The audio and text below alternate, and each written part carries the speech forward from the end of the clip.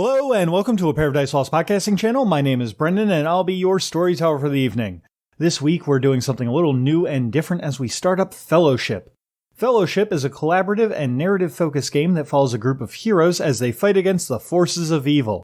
It takes inspiration from other media like Lord of the Rings, Avatar: The Last Airbender, and JoJo's Bizarre Adventure. I'll let everyone introduce themselves here in a moment, but one of the most fun things about this game was character creation, because it's a group effort. We had a lot of fun with this, coming up with ideas and building the world together, so I thought it would be a disservice not to share it with everyone. Next week, we start the adventure proper, but for now, sit back and enjoy Fellowship, The Fall of the House of Upperton, Episode 0, Introductions. My name's Brendan, my pronouns are he, him, and I will be playing the Overlord, Alistair Upperton. Hi, my name is Julia, my pronouns are she, her. I will be playing Eve Sturgeon from the Ogre playbook. Hello, my name is Sean. Pronouns are he, him. I am going to be playing Plink, the mascot playbook. My name's Jane. My pronouns are they, them. I will be playing Kit Bootstrap, the orc. Hi there, my name's Jonathan. Pronouns they, them. I will be playing Johann Falk, the Outlander. Alright, mic's going. Cool. Everything's all good. Okay, so we're here doing Session 0 of Fellowship. Yay. Got everyone here. We've got their playbooks all done, all the way up to stage part 6 of the quick start, which is where basically everybody's gotten their points distributed, their moves picked, their names picked, companions picked where applicable. And we are at the fun part of the Session 0 that I absolutely enjoy, which is where that we get to introduce our heroes. So for part 6 of Introduce Your Hero, we're going to go around the table and you're going to tell us about your hero, why you are your people's champion, and then tell us 3 facts about your people.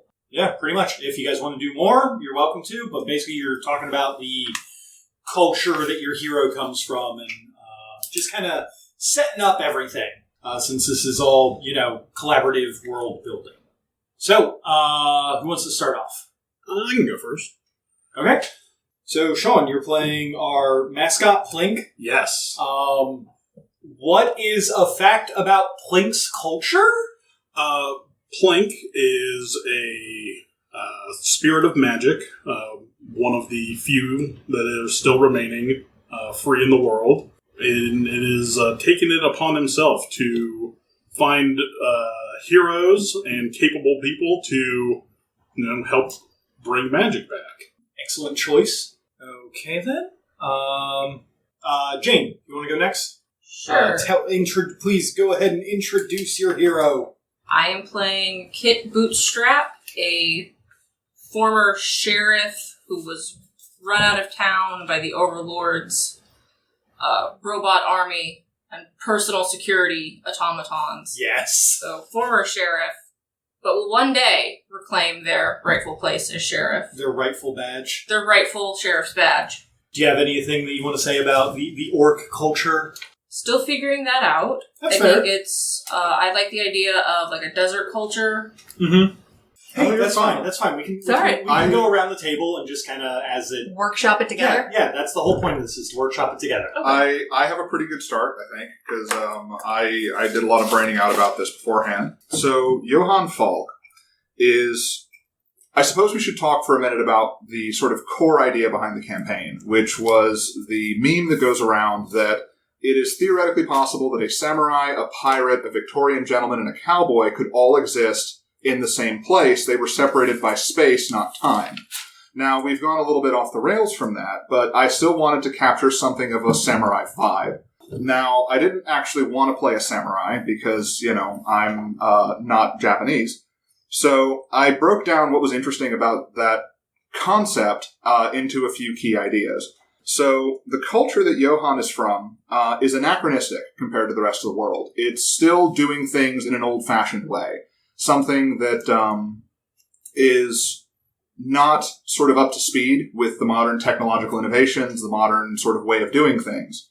The culture is undergoing some very rapid change as it's been recently exposed to this new modern world.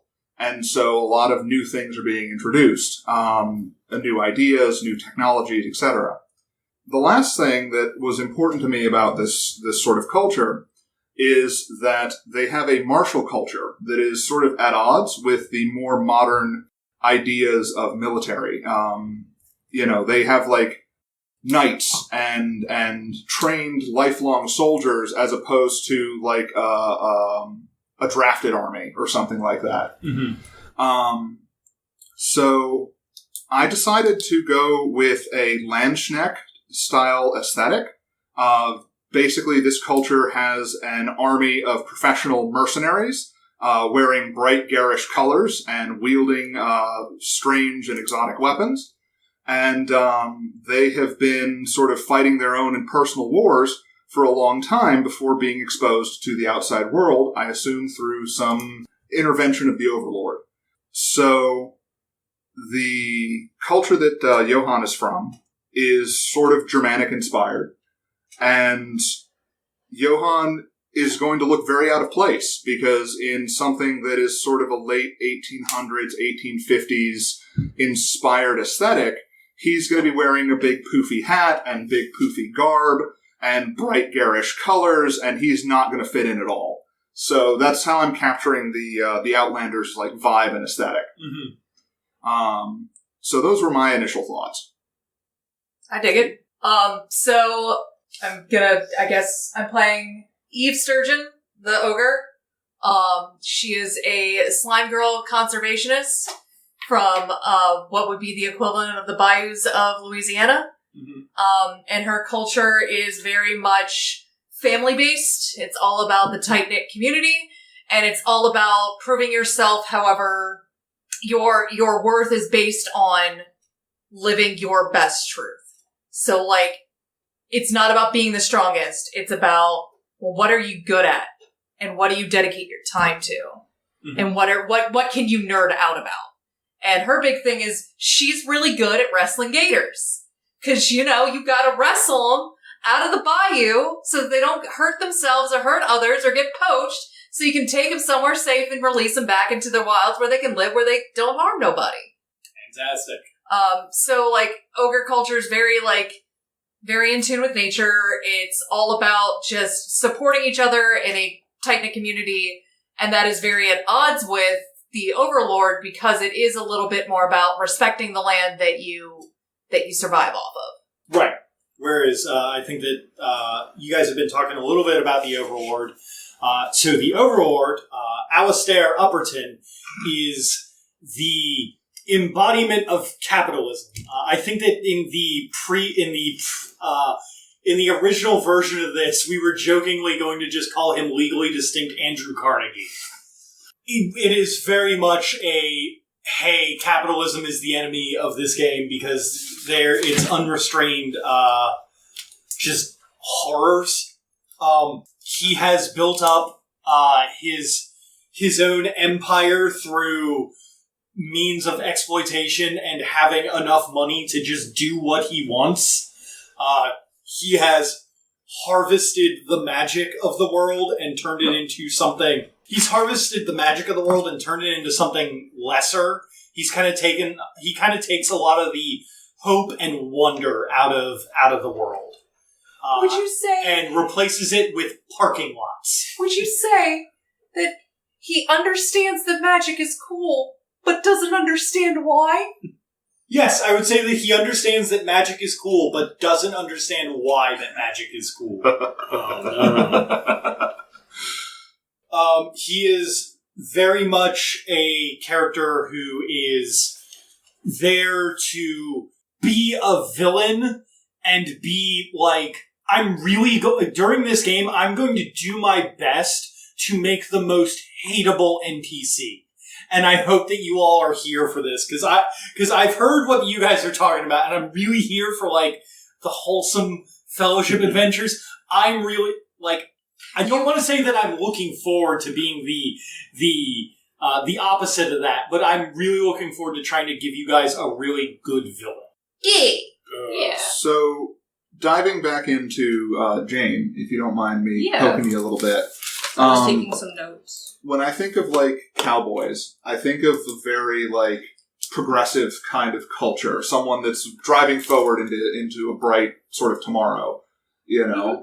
You're on the frontier of something. Yeah, I was thinking a lot of, tight-knit communities out on the frontier somewhere.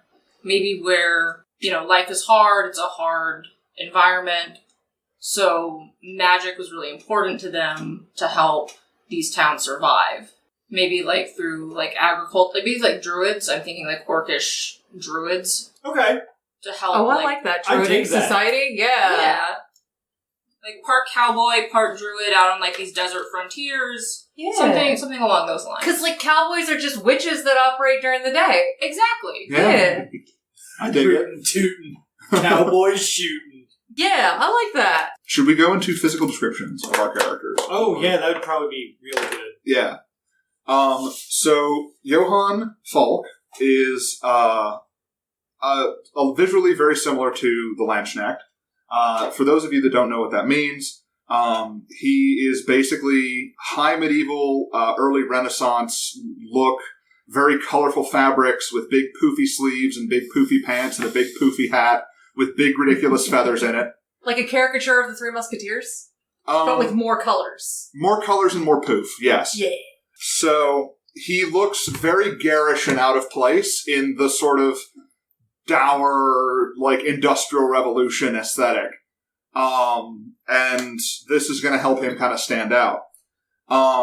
He has, most notably, a very unusual sword. Those of you who are sword nerds might know it as a Kriegsmesser, or German for war knife.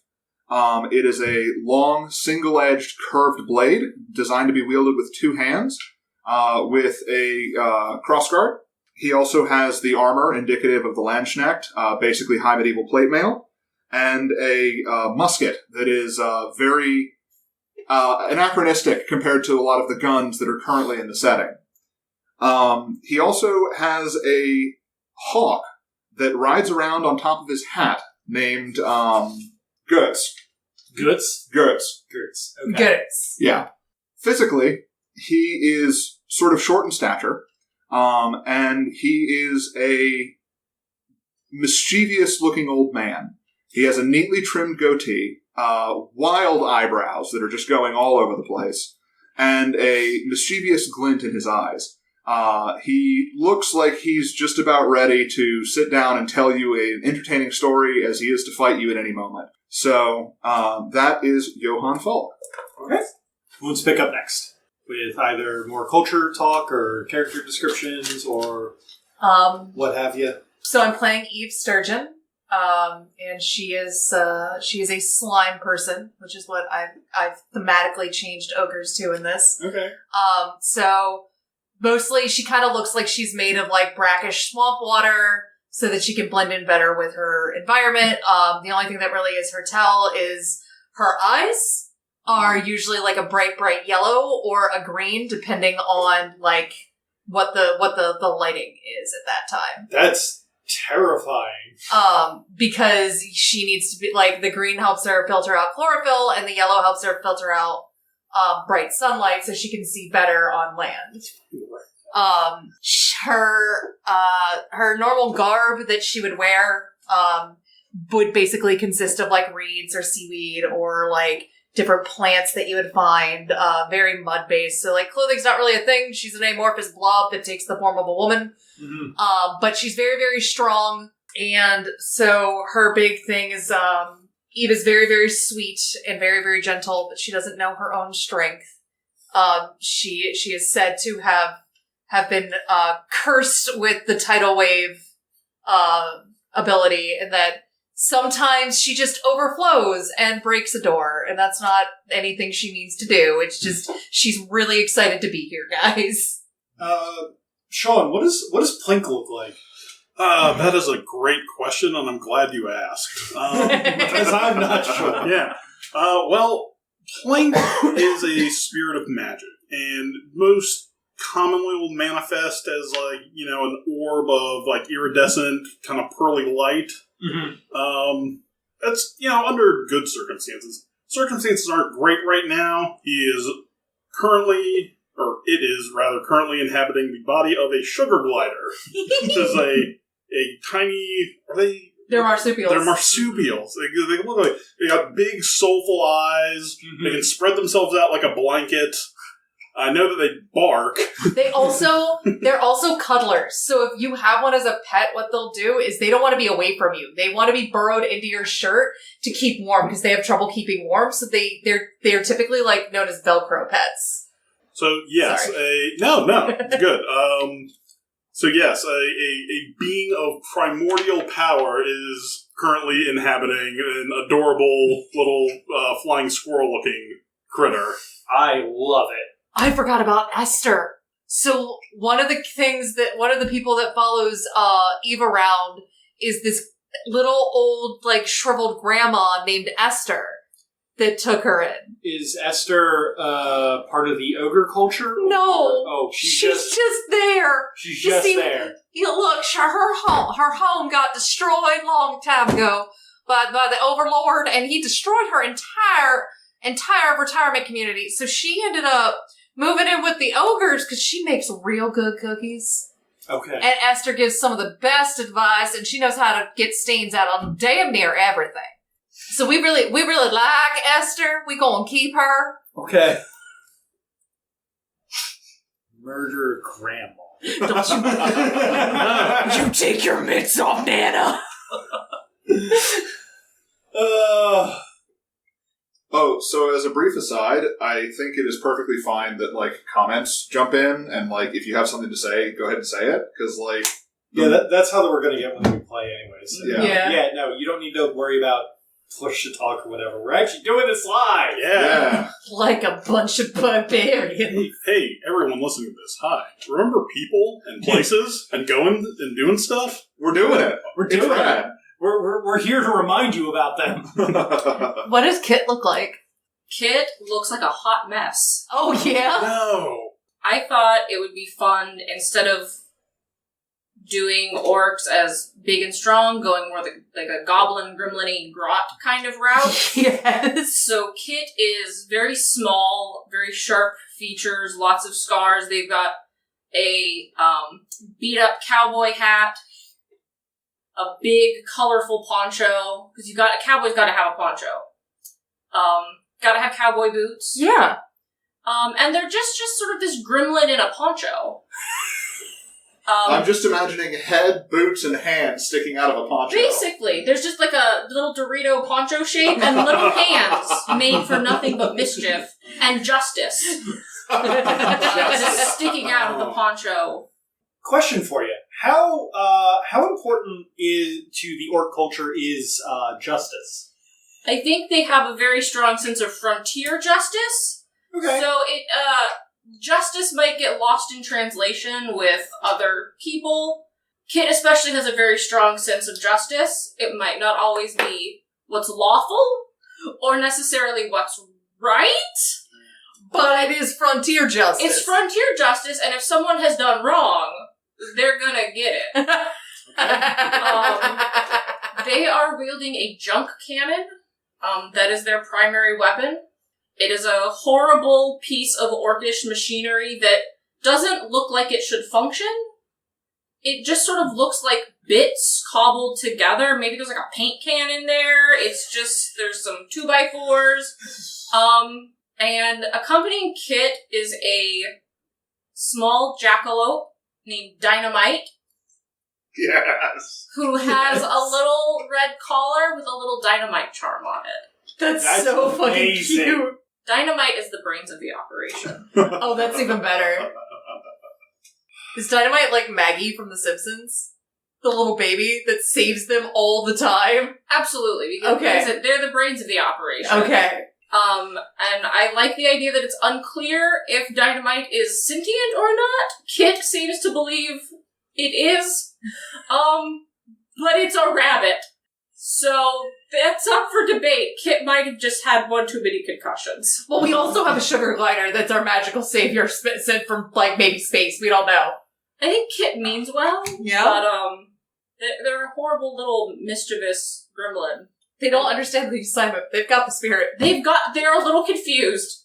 But they've got the spirit. Yeah. They've got the spirit of justice. Yeah. They're a couple of bulls short of a rodeo. Just a few.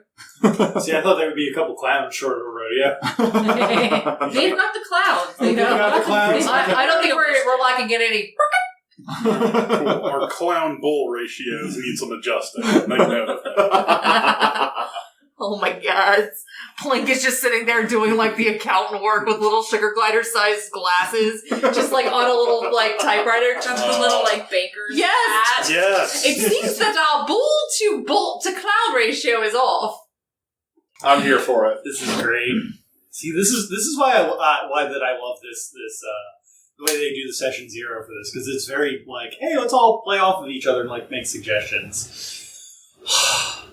Yeah. Is there anything else you guys want to add in about cultures or looks or anything before we move on to the next step? What's the next step? The next step is some group questions that I get to ask you guys. The biggest thing to know about Eve is she is strong like dragon, smart like wagon. She's very sweet, she's very friendly, she's just big, dumb, and strong. What is Eve's worst stat? That would be sense. Okay, so you're not going to be talking to sense to anyone. No, that's one of my abilities that I absolutely avoided. Like, it's one of the things that I could have picked up. When you want to talk, speak softly, or take sense, I can instead use my wisdom, but I did not pick that one up. I instead went for as much of gentle giant wholesomeness as I possibly could. That's So, fantastic. for Johann, his big weakness is that he's old. He is an experienced soldier. He's been doing this for a long time, but also he's pushing his 70s. And I put grace as his worst stat because his hip doesn't work like it used to. Excuse me, boy. I could really use me a good cup of beer. I also picked Grace as Kit's lowest stat. Hey. Because I think they've got a little too much moxie and not enough coordination. Okay. Plink's worst stat is going to be blood. Yeah, I mean, a sugar glider out for blood just doesn't... Not a huge physical presence, Makes sense. but has good sense and wisdom that I am very quickly going to have to impart to my chosen heroes here. Hey, wisdom is like one of my better stats. I'm wise. I'm just not learned. Yep. Okay, then. That sounds good. So, step 7 is group questions. And everybody answers these together. Okay. So the first question is, whose people did the Overlord hit first and hardest? The mascots. Yeah, I'm pretty sure that's Yeah. mine. Yeah, I'm going to say that whoever the magical people used to be, Still are. still are, Come on. used to be, but I'm the Overlord here. Do they still exist? I need to find them. Oh, no. So, yeah, I think That includes me, you guys. I know. No, that's bad. it is. It's all right. I got you. Um, I got this. Here's the plan. Yeah, no, I absolutely think that Plink's culture has been largely captured or wiped out by the Overlord. And Plink managed to do some sort of daring escape or lucky escape to find us. I'm not worried, because that is what you all are here to help me fix. You poor bastard. All right, I'm gonna whip you all into the heroes of destiny that you secretly were the whole time before you knew it. I'm really glad you didn't say shape because I'm made of slime and I would have just assumed a different shape. All right. I have to keep that in mind then. Okay, then. So, Plink's people, the magical people, were hit the first, the worst, and the hardest. Okay. The next question on here is, whose people has the Overlord mostly ignored? I would think that would be Johann's people, because Johann's people have been largely isolated up until very recently. Yeah, like So Yeah, that makes sense. the Overlord hasn't really had a chance to like get his grubby mitts in there. Right. So does that mean that the Overlord is now starting to take a look at Johann's land? Yeah, I think Johann's people are sort of next on the chopping block, Okay. and that could have been why Johann left to try to find help out in the world. As the reins of capitalism are being thrown over your people. Yeah. you mean No, like, one of his stats is... No. What? It's just my inner horse girl needs to correct you. I'm sorry. You throw the bit on in the reins steer. The bit's what goes in the mouth. Okay. And that's what controls the horse's head. I'm gonna be that guy. Oh, you know what? You're right. I should have known this because we were watching Centaur World for like 3 I thought the episodes. carrot on a stick was what drove the horse. I'm gonna actually everybody in the room here. What you're talking about is a yoke, because that's what you put over a work animal to pull a plow. Is this what we're in for?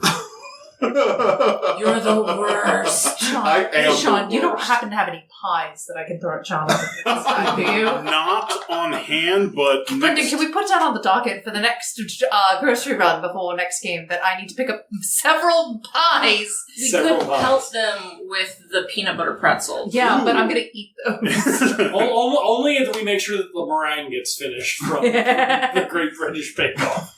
Brendan did the thing last night where he was sound asleep and snoring, and if I tried to change the channel, he would argue with me because he wanted to know how the meringue came out. Sound asleep, but somehow taking in all the information. It's so weird because I feel like that after that we made these characters and everything, these questions actually answered themselves. What impossible thing has the Overlord already done? hey, Yeah, he's stolen all the magic. I can't imagine that it's stolen all the actual fucking magic.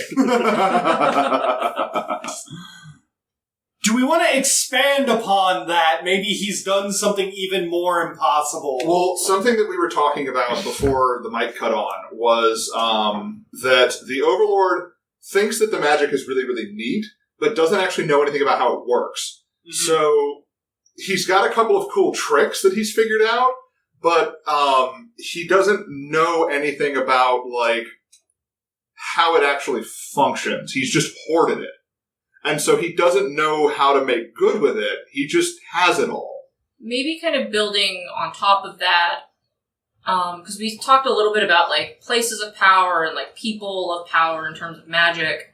Maybe he's been going around the world in some, like, horrible, like, nightmare balloon. A Zeppelin? Yeah, Is it a Zeppelin? an evil Zeppelin. I'm imagining wacky races like the villain's car, but as a Yeah. Zeppelin. Yes! Like a Zeppelin just going around the world, Only like villains use sapping, Zeppelins. like sapping sites of magic and then like repelling Now- them up into his Zeppelin. Now, I hear your Zeppelin, but Are you about to roll out an S-rank idea? I know Brendan, and I know that Giant Mechanical Spider is on there somewhere. What Giant Mechanical Spider is on there somewhere, but I'm not going to tell you where. But Oh, no. how can you travel the world in a giant mechanical spider and get across the ocean? It turns into a boat and swims with its horrible spider legs. oh no.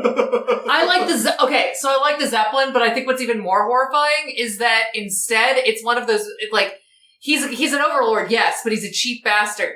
So instead, it's one of those bicycle helicopters, but he's got a bunch of poor sods below running the pedals. It's just orphan power. Yeah, it's just powered by orphans. No, not orphan power. That's the least renewable power. But I mean, it works, if you're over the ocean and one of the Okay. orphans keels over, you just kick him out of the wheel. Oh no. But look, it's orphan powered, but also it belches tons of pollution for no discernible reason. Oh well, he's got to have his Well, fucking. that's where the weapons come from. Well, yeah, no, and he has to have a kitchen in there because he eats constantly. Ah. Because he's always hungry for more. I also, I remember very, very vividly an episode of SpongeBob with the fucking jellyfish jelly, where Mr. Krabs starts, Horribly enslaving... harvesting all the jellyfish. Yes, it's he puts them in, fucking weird-ass milking machines and starts, shriveling them up. I imagine that's how this started. But the whole thing is powered by an exercise no, I bike. just realized I made the villain that's the person who's programming Pal World. What? You remember Pal World? I showed you it, the Pokemon with game guns. with guns. We were going to start up a server for everyone in the LARP. Amazing. It's gonna I'm be already amazing. planning this. You should have concerns. A lot of concerns, a lot of quickly. He has the power of innovation, but He uses it for all the wrong reasons. yes, his superpower is technically innovation, but he uses it wrong. Like, he has the ability to create these automated machines, but it's a lot cheaper instead to just hire people at, like, shitty, below a living wage to power these machines. So in this world that had, I guess still has, like, magic and monsters and fantasy, is, like, his deal that he's just, like, ruthlessly practical businessman? Yes. Yeah, that's his deal. He's just ruthlessly practical businessman. Oh, no. We also talked a little bit about how he has despair as a superpower, so maybe a lot of this stuff also factors into just sucking hope out of people. Yeah. Like, what if it's hope powered? Yeah. So, like, the orphan-powered Zeppelin... Your face, Brendan! The orphan-powered Zeppelin isn't actually powered by exercise bikes. It's powered by the misery of children riding the exercise bikes. You get a room full of children. All right, that'll be Tell them all that Santa's not real. Santa's not real. Or he finds actual Santa and makes him shave the beard and tell children he's not real. We need a power boost. Bring out the Kringle. No. You guys are thinking too small. Oh, no. He puts Santa in a business suit and hires him as the director of marketing. Oh, you suck. I don't read So the Overlord... What if the Overlord was Kris Kringle all along? No, that's dark. That is dark. That's too dark. Or it's the Fellowship Saves Christmas. Because that has to be what if Kris Kringle is the last bastion of hope? What if the last bastion of hope in this world lies in the North Pole, in his secret fortress, where he's been amassing his elven army all of these years to defeat him? Yeah, see, you're making it too aggro. Santa is the last bastion of hope because he hasn't given into this. Yeah. He's not amassing an army to fight back. He's simply just trying to keep magic alive in the world.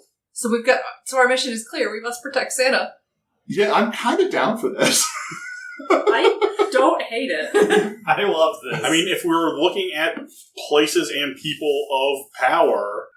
Johann does, in fact, have a map to a source of power that the Overlord is looking for. That could be Santa's castle. Santa's workshop? In fairness, Santa's castle is a great phrase that I just now heard. All right. Like Santa, do you need taking notes? Write down Santa's castle. Do you need a map to just go north from, like, literally anywhere? What color it needs to be in green? You need instructions on how to find it, because obviously it's hidden. You can't just be at the North Pole. You have to do something special.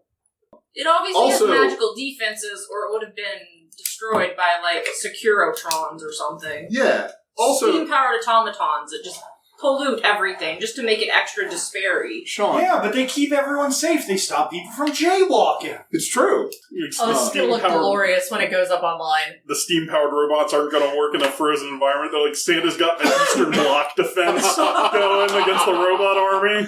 Also, Sean, you have absolutely heard Santa's castle before now. It's where he lives with his best friend Merlin. Oh, no, you're right. What is this from? I thought he was on the moon. No, he's on... He is on the moon, but he has a castle on the moon. He does have a castle on the moon. Where he lives with his best friend Merlin and the giant blowjob lips. On that note, I'm going to the bathroom. Yeah. What? I need a 5. Oh, boy. Nope. No! No! Yeah. No! Those are all things... No! The robot horse, I think. I mean, what says Christmas like marching at the point of a sword? I can name lots of other things. That's a good line for the Overlord. I'm taking notes. The festive Christmas wolf with the ulcer. Oh, boy.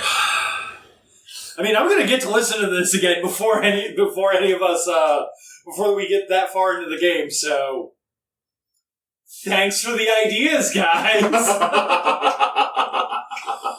Oh man, I'm so looking forward to you all tearing down all these parking lots he's going to try and make. Oh. I just can't think of anything more evil than him just making a bunch of parking lots for no reason. Yeah. Like, are cars even in the setting? No, not really. He's But they're- just paving over everything. Paving over everything. They're going to be. They're his next greatest invention. So he's got him at the parking lot first. Right. Put room for all the cars. He needs to create the demand, and then he'll supply the solution. Yeah, because, you can't have the horses walk on. It's too hot. Yeah, you'll hurt the horse's hoosies. This is the worst. I need to come up with like a really... I don't want to come up with like a super slimy voice for him, but I need to come up with something that's like... Yeah, this is like really convincing. This is like Judge Doom wanting to like build a bypass through Toontown just because it's there. This is ugh. Yeah, but at least this isn't... Well, I mean, that is based on real historical Oh, no. events. Yeah, fuck you, Robert Moses. This is an anti-Robert Moses podcast. Let me just double check my facts. Oh no! Yeah. I'm pretty sure his name was Robert Moses. I remember, Yeah, being Robert I remember Moses. it being a biblical name. We're putting you on blast. I'm pretty sure he's dead. We'll fix it in post if we need to. Yeah. We don't want to be liable for any of this. Okay, so then. Yeah, right? That's why we're not doing... Legally distinct. Yeah, no, that's we're not why doing it. everything's like legally distinct from real world because like, ooh, Yeah. they don't want to get sued by the Andrew Carnegie estate. Yeah, I mean, well, yes. That's a, you know what? That's just a good tip I think everybody should live by. Don't get sued by the estate of some kind of magnate. So, the next step is bonds. Hey, guys. Each player writes their name in one of the Overlord's bonds. Then each player fills in however many bonds their playbook says they start with the names of anyone they know, each other, companions, or even the Overlord again. So basically, you guys, I pass around my sheet, and you guys write whatever kind of bond you want with me, and then you guys determine like your bonds, that kind of like whatever makes like the crew is what the initial bonds are. Alright. So looking at the Overlord's bonds, I think one that I would like is, the Overlord has fought Johann before and left a wound upon them that burns in his presence. Okay, Ooh. I like that. I kind of like the idea of the orcish people, like, working for the Overlord as he's, like, taking over the frontier. Mm-hmm. Especially going for more of, like, a goblin or, like, gremlin kind of, like, grot theme. A little more, like, technically inclined. Okay. So, yeah, I like the idea that, like, as he moved in, the orcs now serve him. I'm gonna pull a power move on you right now. Okay. I'm gonna say that Plink was once his friend. Ooh. Fuck yeah. Spicy. It's a bold move, Cut. All right. I see that Julia found one that she likes. Let's see. Oh, that one doesn't work. I was hoping it was in the back, like the reverse. You can also write a custom one if you want. Because, like, I really like the secretly admires me in the things that I do. Like, Overlord's really got it out for this, like, fucking swamp slime girl who's made of brackish water and wrestles gators. He yearns for a simpler life. Because, like, on my bonds, you said we could write the Overlord down for one of them, right? Yeah. I have one that I wanted to do, which is I once saved the Overlord's life. Ooh. So what if the Overlord has a secret weakness for slime girls? If you want to write it down, then do it. Okay. I'm gonna be that guy. I'm gonna do this. Unless... God, this is hard. Okay. It's not that he secretly yearns for slime girls. It's that he would secretly yearn for Eve. I secretly admire Eve Sturgeon. That's it. That's it. It's not even a lust thing. It's just there's an admiration there and it's frustrating. Okay. I in my head, he turned into Thanos harvesting his space kumquats, Mm-hmm. and this is his, like, secret goal, is to, like, conquer everything so that he can go, like, live on a farm somewhere And wrestle gators. and wrestle gators. And be a conservationist. Yeah. Okay. So then you got. So how many bonds do you start with, Jonathan? I start with 4. So then you write in 4 bonds. They can be from anyone that you know, companions, people in the group, or the group's companions, or even the Overlord. So, one that amuses me to no end is that Kit has shown me how things work around here. So Johann is going to be taking like social cues from Kit. Yep, and Johann will ask Kit to explain first before anybody else. This is going to be a disaster, and I'm absolutely here for it. I'm so here for this. One of the obvious ones here is that something bad will happen to Plink if I don't protect them from it. Thank you. Oh, that's going to directly contradict one of my bonds, which is Plink is just the perfect shape for tossing about. Oh no! I possess a ballistic quality. It's true. To be fair, all of you are the perfect shape for tossing about, but... What was your character's name again? Eve. Eve. Eve is the most impressive thing I've found in the New World. And Eve's just making a good impression on everyone. I'm a sexy slime girl, man. What do you want from me in my brackish water? Just a fish flops out on the deck. I have something kind of spicy. Okay. What is our Overlord's name again? Alistair? Alistair. I know what's going to happen to Alistair in the future. Are you a seer? Maybe. Or I don't have to be a seer. But maybe the person who sent me out on my quest told me about what's going to happen. Yeah, maybe maybe Johann was sent by someone who's like magic. Yeah. Okay. Yeah. Okay, that's Maybe spicy. it's your sword. Maybe your sword's magic and it's guiding you. My sword is very specifically an unusual sword with a true purpose that will come up when the time is right. So it's guiding. Okay, I'm down for this. Cool. So my sword told me what's going to happen to Alistair in the future, and it was very important that I take the sword somewhere. I also forgot to mention, one of my weapons is a massive club of iron. Okay. It's just like, I want it to just be like an old muffler, or like an old fucking like the axle off of a train or something. Just this ridiculous big piece of like machinery. I'm just imagining a bunch of cast iron like fused together. There's a bunch of fucking like skillets that I found. Yeah, and you just made them one. Yeah. You just made a bunch of skillets into one long Giant string. club. One mega skillet. Oh, it's actually shaped like a giant spoon, like a grandma would like smack your wrist with. Okay. Kit, how are your bonds looking? I start with 4 bonds. Do companions count as members of the Fellowship? Yes. Okay, so I have 1 bond figured out already. I did this before the mic was on, so I'm sneaky. Yeah. The first bond I have is nobody knows the real me, like Dynamite does. Oh my god! I think Johann is going to be my party buddy. Okay. Johann's been coming to Kit for advice. Kit's going to be like, yo, you should try this moonshine. I'm here for Probably it. going to make them make him horribly ill, but because it does say orc only. Uh-oh. I think another obvious choice is I will use my strength to keep Plink safe. I'm the only one that wants to treat Plink like the tennis ball. I might need to move some of these around now that information has come to light. And I think that Kit cannot help but respect Eve. Aww. Eve seems like she has a lot of moxie, a lot of gumption, a lot of chutzpah. At least she's pretty, because she's sure not bright. All right, I've gone through my bonds. Plink is currently of the opinion that Kit isn't ready to be a hero, but I will fix that. That's awesome. Yeah.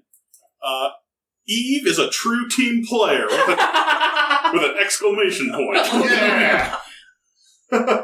Johann has faced the Overlord before, so I trust their judgment. Yes. And I really wish Alistair would listen to my advice. Oh. I also start with 4. So my first one is, I like to let Kit ride upon my shoulders. Yes! Yeah! Plink is just the perfect shape for tossing about. Johann has more courage than I, and I once saved the Overlord's life. Okay. Sounds rad. I'm down for this. And now, so then just as a, I guess, an aside to you guys, I think I kind of already explained this, but just as a reminder, you guys are, anytime you guys have a scene with a character, an NPC, someone else, you guys have like a cool bonding moment in game, you are allowed to make new bonds and just word them as something. Bonds are super useful, but if you have, like I mentioned before, they're super useful between player characters because then you can roll with hope together. But if you guys do something that accidentally or purposefully screws over the other person, you guys do lose bonds. Can we have multiple bonds with the same person? I believe you can have up to 3 with the same person. Yes. So my my playbook is slightly different in that regard, I believe. For the mascot, I am unable to have bonds with anyone but the Fellowship or the Overlord, but I can have unlimited bonds with them. Oh no! Oh, Yeah. cool. And that's very useful because I know that some playbooks let you use bonds as a resource to do fun things. Yeah, like healing. So now we move on to the last part before play, which we're not going to do. We're not going to do play tonight. We'll do that. We'll save that for the next week. But the next part is one of my favorites. Oh no! Rumors. Each player answers this prompt individually. Choose another player and tell us a rumor or superstition your people hold about their people. The person that you are telling this rumor about does not tell whether or not that rumor is true. You are also allowed to make rumors about the Overlord. Don't do this to me. So, my character comes from a relatively isolated culture, so I don't think I'd know a lot about Eve or Kit. So I feel like I should come up with a rumor about Plink. Oh, what are your people called? That's a really good question. Or are they just called the mascots? I don't actually think we have a name for any of our people, like, outside of, like... The Orc, the Outlander, the Ogre. One, and this probably doesn't fall into what we're doing right now. But as I was kind of thinking on this character, I think what they're doing right now, going to try and find heroes, is based on like stories that they have been told. Mm-hmm. Maybe not so much actual like mystical prophecy or knowledge. Just it's like, oh, I know how this is supposed to go. So I think he's looking for the protector of the innocent, the mysterious stranger, and the vanquisher of evil. And I think he's going to think each one of you kind of fills one of those roles. Hell yeah. Cool, I like that. So, there is a rumor about Plink's people that they are messengers of divine entities. But they aren't necessarily good or bad messengers. Like, there can be evil ones, there can be good ones, and you never really know what you're going to get. Is it like a gumball machine? A little bit, yeah. So, I think... Yeah, and these rumors are sort of like worldwide, like world-spanning, right? Yeah. Okay. Yeah, they're kind of like world-spanning, like your people would believe that about Plink's people, and maybe some other people might have... Is this yours is a little... Is this specifically my people, is what I'm asking, basically. Tell us a rumor or superstition your people held about their people. Yeah. Okay, yeah. So, the Outlanders culture believes that Plink's people are harbingers. They're basically people who bear messages, bring news, or bring dire warning. And so it is very important to treat them with sort of respect and treat them with hospitality, because you don't know if they're good or bad until you get their warning from them. So you don't want to piss off one that's evil because they might turn on you. Mm-hmm. Can we call them the Harbies? Short for Harbingers? Do we have the meats enough to get that close? The Harbies. I hadn't thought. I took a lot of inspiration for the whole mascot culture from Final Fantasy VI, like how the Espers worked. Yeah. Yeah, but I don't want to just say like, oh yeah, they're the Esper. Like They're from another magical world. Yeah. It's parallel to ours. yeah, it's a little on the nose, but that was kind of the flavor or inspiration, at least. Maybe they just for them. Maybe they just only live in like the magical places of the world. Maybe not like a parallel world like how the Espers did, but like they live on like mountaintops and. I have an idea for a name. What if the people are known as the Motes? Like MOTE. Like motes of light, Yeah, if that is how they manifest and appear to, the other cultures and races, I think that works. I don't know that they would have a name for themselves if they're just kind of personifications and manifestations of just magic. Yeah. Especially if they appear differently or are portrayed differently by different cultures. Yeah. Because, like, my first thought was, like, the motes would make a lot of sense for, like, Irish leprechauns. Yeah. Could be considered a manifestation of motes. And, like, all of our folklore. Also have, like, swamp lights and stuff like that. Ooh. Yeah. Oh, I dig that. Yeah. So all cultures in this world share this idea of the motes. Their names and the specifics are different because all that's sort of consistent is that they are a mote of light. I think a good universal name for them would be the motes. I like it. That sounds good to I me. like that. Cool. I'll go next. Okay. I think a rumor that the orcs believe about the ogres is that they will dry out if they get too far away from water. No. So it's very dangerous for them to be too far away from water, and you need to ensure that an ogre has some water with them at all times so they can, like, rehydrate themselves, so they don't just, like, desiccate. That's fantastic. I can absolutely see Kit running up and splashing a bucket of water. Oh, just a whole bucket of water. Yeah. Just, like, jumping up and, like, So, do we just have, like, the Overlord and Johann they're just human, or is it something else? I haven't actually thought that far. Okay. So I didn't know if this was going to be like a baseline human kind of world, or if humans were even involved. If you got, we have goblins, pretty much. We have Slime girl. slime girls. Do you want Johann to be a baseline human? Because I'm going to have the Overlord be a baseline human, because what is more evil than the baseline? Than humanity? I can see you, humans. Well, maybe they're elvish or long-lived in some way, because they've been around for fucking ever. I kind of like the idea that Johann is baseline human, and he is just a 70-year-old man. Oh, that's also cool. Now, He's old. There is one other thing that I could pull out for Johann, but it does take the character in a slightly different direction. Yes. Oh, Oh, no. no. What does that mean? Skaven. Yeah. Johann's people could be rat-like, and all the wonderful things that come with that. Oh, dear.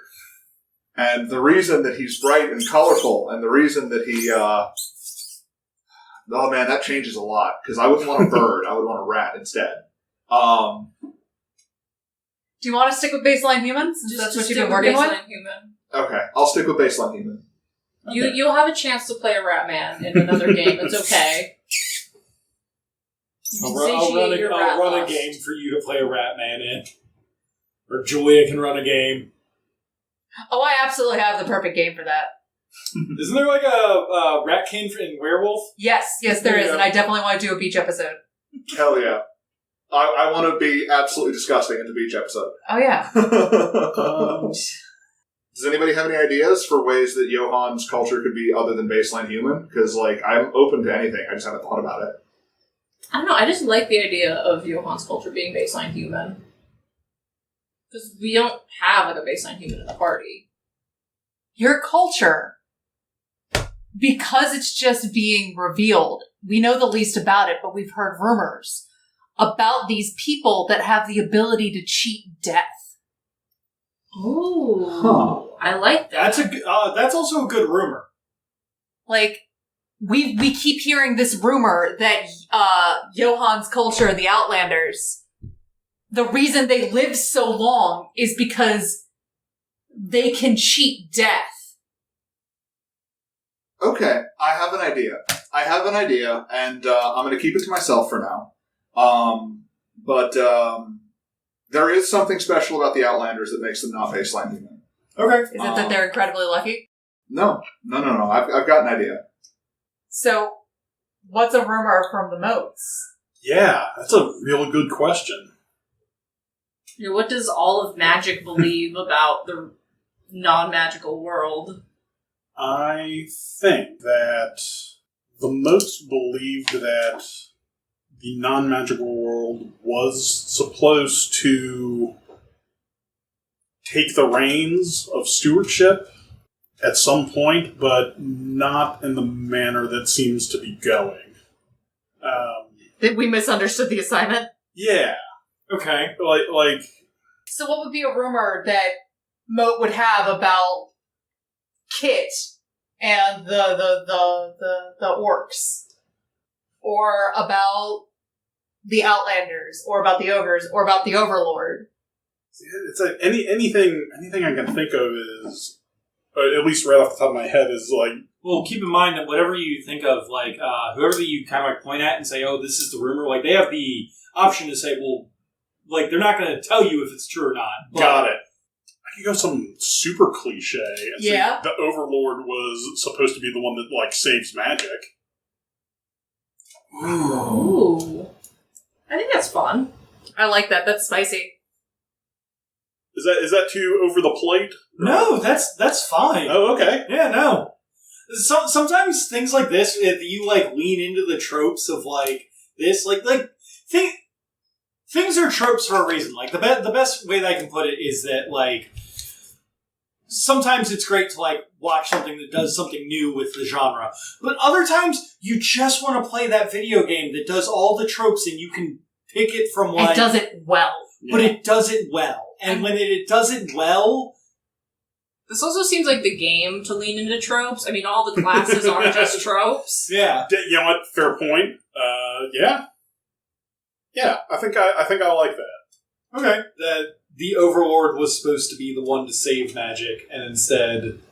From his perspective, I guess he is. So what I wrote down is per the mascot, non-magical world, the non-magical world misunderstood the assignment, and the Overlord was supposed to save magic.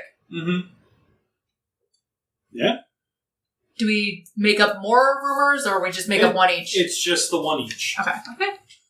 Oh, no, you guys misunderstood the assignment. The Overlord's also a player. Yeah? So what is per the Overlord? Uh-oh. Who's a fun person to have a good rumor about? I'm trying to... I think Eve is the only one we don't have one. They will... if I don't have a steady supply of water, I will die. Oh, that's right. Yeah. My brain. Kit's the only one that we don't have a rumor about. Then, obviously, I should make a rumor about the orcs. Yeah! From the Overlord's perspective. Why did you get these people to work for you? Orcs? I feel like I'm going to be leaning so hard into things. Go for it. Just lean in, baby. Lean. Orcs aren't people. They're a plant. That can be grown. No. Ooh. I feel like I'd be leaning really hard into that with this, but like it's also what was the bond that I had with Kit? Alistair's everything. Oh, that Kit's people serve. Okay, I feel like that the Overlord's rumor is thinking that orcs are plants, not people, actually kind of works towards. You're like Trigon. Kit's people serve me now. Mm-hmm. And, like, I think that's one of the reasons that he has the orcs as kind of a workforce. Yeah, I dig that. God, you can't spell workforce without orcs. You're right. I can just see that on, like, the side of a building. You can't spell work without orc. You can't spell workforce without orcs. Oh, that's right, this is orc with C. Wrong orcs. I know how to spell orc. Yeah. He might, Games Workshop, please don't sue us. Games Workshop? TM. I didn't mean it. All the content of this podcast is strictly owned and licensed by Games Workshop. Oh no! So, and with all that, that should conclude it for session 0 of Fellowship. Yeah. I think we have a really fun, dynamic party that I don't think has ever. I already showed don't up understand before. my notes. I've already forgotten. We'll be posting notes alongside everything. Thank you, Julia, for taking notes for us. Yeah, no problem. Yeah. I make no promises. I can't wait for people to try and parse through all this information. And This is how I take notes in school. I'm horrified. But yeah, That was a straight A once I student. get a little bit more stuff, I will definitely be messaging everyone with anything else that I come up with, if anything changes on this end. And then besides that, I guess for Podcast Land, I was Brendan, Jonathan. Jane? Sean. And Julia. and we're signing off. We'll see you next week with an actual Fellowship game. Bye, everybody! Yay.